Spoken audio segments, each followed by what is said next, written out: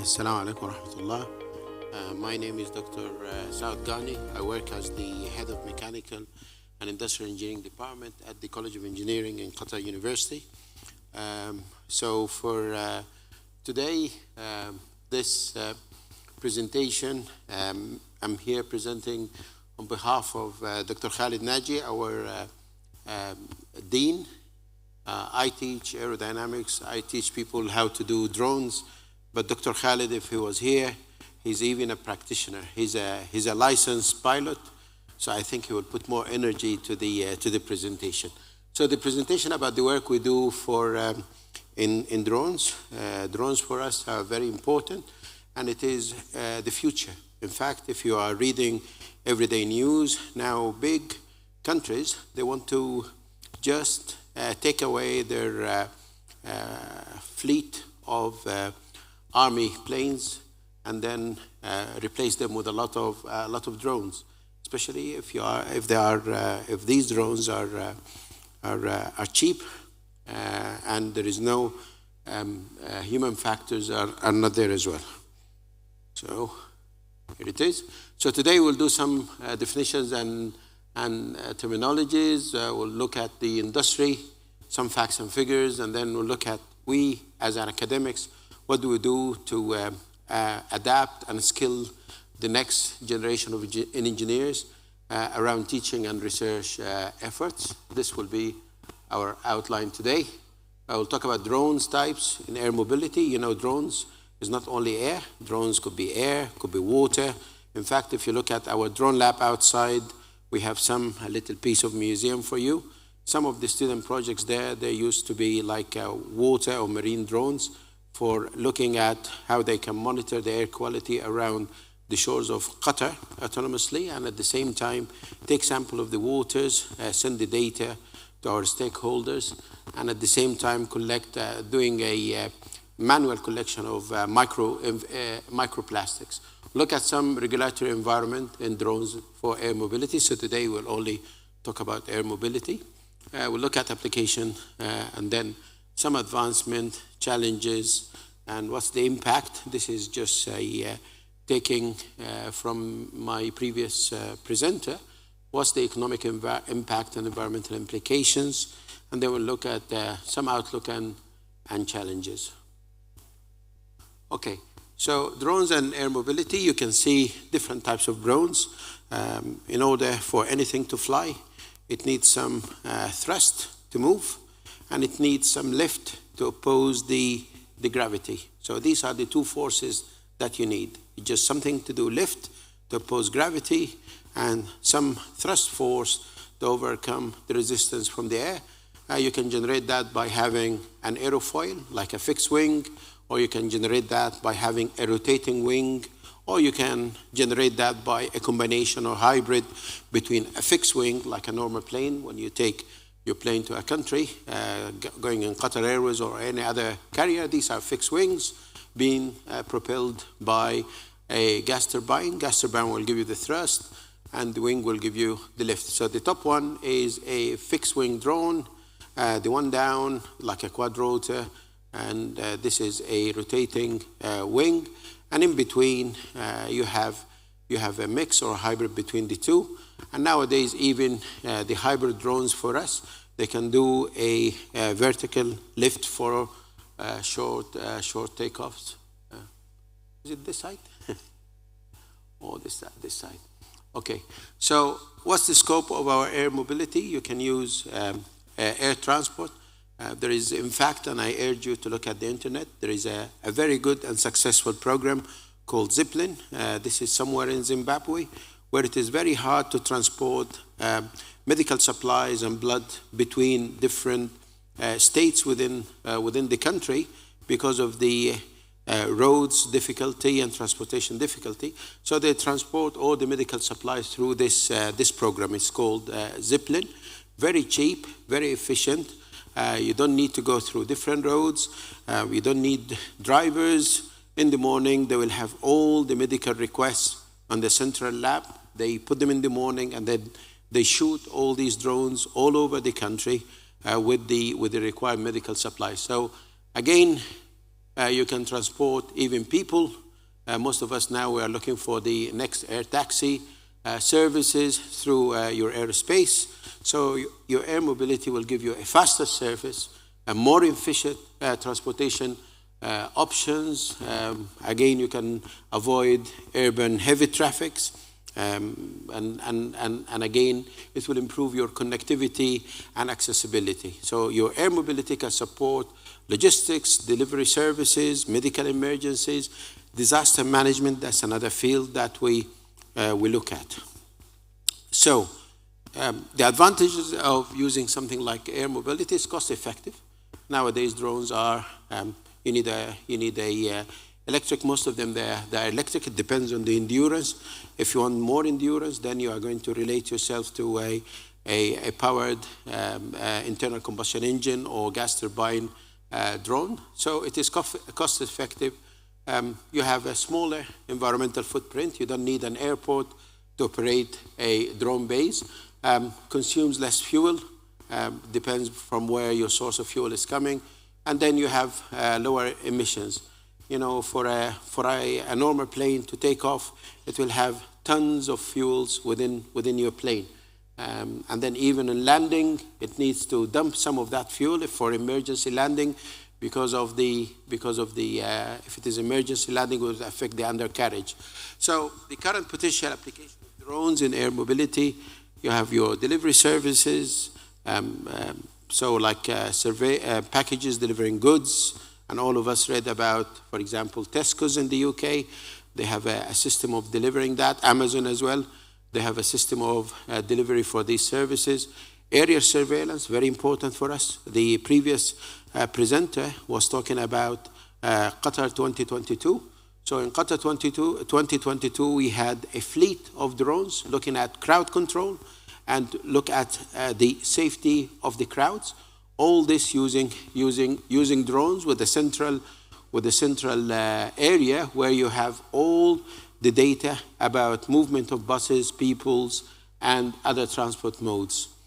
Emergency responses as well, so it can assist you for search and rescue operations, going to areas where you have a very risky environments for people. Assessing disaster areas as well is one of that. So drones will be everywhere. I mean, we're looking at very rapid and big expansion of the drones, but each country will have to develop their own regulatory environment for drones in order to have a good and integrated air mobility, because each country have a different set of rules and different situations in order to make regulation and laws on how to use drones. So, for example, even in the Gulf area, you can buy a DJI here from our local supermarket, but some countries, even in the Gulf, it is banned totally to import or sell small drones, even what you consider as kids' toys. So again, it depends from one country to another country. It depends on their level of security and other things. So internationally, we have something like the International Civil Aviation Organization, and ICAO, European Union Aviation Safety Agency as well, and we have the FAA in the United States and in Canada as well, and United Nations, the United Kingdom, we have the CAA and TCCA. So there is no standard between all these countries. So if you read, for example, the text for the Transport Canada Civil Aviation, they will allow some sort of drones that are not allowed in the United Kingdom. In the United Kingdom, they have very strict regulation around airports, for example, when you can fly, levels as well, what frequency that the drones will use. I remember using of jammers as well. So all these different countries, they don't have a common standard between them, and this is one of the issues. But at the end of the day, most of them, they are driving two things. They are juggling between safe and efficient operations for air mobility. So the current drone regulations for air mobility, that goes around these operational restrictions and limitations on the airspace. They go about safety and privacy considerations. Can you fly drones to scan an area, a neighborhood? People making suntan, for example, in their gardens, and other people having their own business. Can you do that? Drone certification and licensing requirement as well. So for the future regulatory challenges, we said every country have its own challenges, but now even we have some emerging technologies that will make the use of drones more and more challenging. One of them, which is the AI or machine learning, scanning, very strong scanners like thermal scanners, face scanners, very strong cameras. So again, what you are going to do with all this information, who's the owner for this information? So these are the challenges for us. So how we can look and use emerging technologies just to make the drones more autonomous in their flight, and use them as well, and balance. We have to do balance between safety and innovation. How we can do that delicate balance between safety and innovations. So the drones as well, they're faster in delivery times, reduced labor cost. My previous presenter was talking about shortage of skilled workers with drones. You don't need skilled workers. You can do a lot from one central operation center. One person can manage a big fleet by themselves. And then the more you take out of the road, the better the road will be, reduce road traffic, congestion, and carbon emissions. I mean, look at breakfast time in any of our Gulf cities, or lunchtime. You'll find a lot of Sununu, Talabat, and all these people just ferrying food using motorbikes.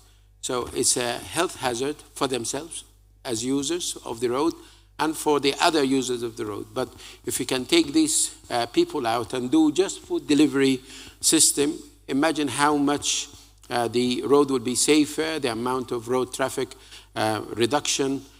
Carbon emissions, they are there, I mean, but not to a big deal, but then you'll have a small reflection on the carbon emissions. So safety concerns, infrastructure limitations, and privacy issues, these are the main challenges now of using drones, or the expansion of the use of drones in our everyday life. So we all saw this. I think it visited Qatar many times. It visits the UAE many times. I mean, even today, I think in Egypt, they announced they will have their own drone taxis. So you can order your own taxi. Your own carwa will be something like this in the future, maybe in the near future. But again, how you are going to integrate a service like this on the existing transportation system, that's another challenge for us. So safety regulations, what type of infrastructure you need. You know, you need charging stations, and the public acceptance. Will you be ready to take one of these trips with a taxi like this? I was just talking to Dr. Ahmed Al-Ansari today about the autonomous bus that the ministers took this morning. And I think I counted about 6 ministers. So I said, you know, how safe is it to put 6 ministers on the government in one bus without any driver going around the campus? So again, safety issues, public acceptance, the infrastructure needed to support passenger transportation for urban mobility. Surveillance, very important for us. Surveillance is an integral part of any smart city. You don't do just surveillance to see, you need to keep people safe. That means you need to do a lot of good surveillance. But with surveillance as well, there will be challenges like privacy concerns, regulation, need for skills operations for surveillance. Environmental monitoring, disaster management. Again, this is one big area. In Qatar, we have some work with the Ministry of Municipality of counting how many cattle, especially camels, around a certain area using drones. This is one of the projects that we run in the university. But we have challenges. You cannot just put a drone up in the air for longer times. So the endurance time, we have a limit for the flight time, which have different challenges. This is mainly from the battery, or mainly from the type of power pack we have. Operational constraints, which area is a go and which area is no go, integration with the existing system as well. So these are the challenges we have as well. So the infrastructure, when you look at a drone, after a drone coming from a mission, you need to train your people to look at first what is the visual inspection, and then the data that you are going to retrieve, how you are going to process this data and operate the data safely. Some of the benefits that, like I said, we have a lot of cost saving. Imagine that we wanted to count how many mangrove trees we have in Qatar. So you need a lot of people to go and do the survey and do the head counting. And then you have the human factor, error, for counting the mangroves. But now we fly drones around mangrove areas to count how many mangrove trees we have in this area. And at the same time, with this data, we can compare the health of the mangrove environment with last year. So again, the data there, because it's directly digitized, you can do many wonderful things with it. So again, it prevents using drones can prevent human exposure to any hazardous elements or environment. And again, we have a big need for the technical limitations and weather conditions, because we cannot fly drones all the time. It depends on the weather conditions. So some of the technologies or ideas that we work for now is the development of electric and hybrid drones. We look at automation and implementation of AI systems for further processing of whatever the drone is intended to do. Some of the challenges as well, which is the aerospace and integration of the existing systems, and then charging stations, maintenance, infrastructure. All these are things that hinders the expansion of using drones in a wider sense.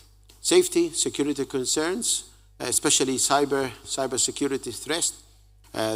Once you have data, similar to any data you have in a server, you need to make sure that you are immune towards, as much as possible, towards any of these threats. Like I said, drones can operate 24/7. A lot of cost saving and efficiency improvement there. We are looking at how we can have job creation, having a lot of central stations, pilots of drones. So business models are there to increase. Noise and pollution reduction is a big thing that we're looking at, benefit to the environment as well, and reduction in carbon emissions. I just been told that I have only maybe three minutes. I just wanted to show you a figure on the industry. This is a recent paper that will tell you this is the valuation estimate of passenger on the markets from Deloitte, for example.